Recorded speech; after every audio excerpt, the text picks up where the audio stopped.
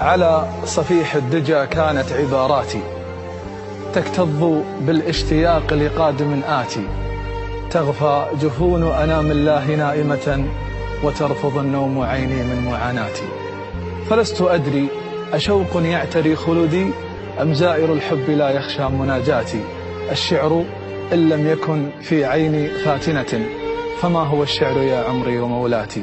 منذ الصبا ذاك بيت كنت أسمعه لشاعر فيه بعض من معاناتي. لو لم يكن أجمل الألوان أزرقها ما اختاره الله لون للسماوات.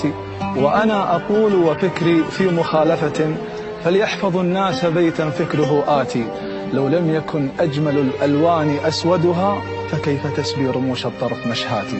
وانتي كحيلة بدون الكحل يترفع، فديت عينش بعيني كل ما تاتي. إلى مشيتي وخلق الله معش ضاعوا، ولا وقفتي يوقف بحر شلعاتي، ولا حكيتي يسود الصمت في دربش، ولا سكتي يهيض صمت اسكاتي.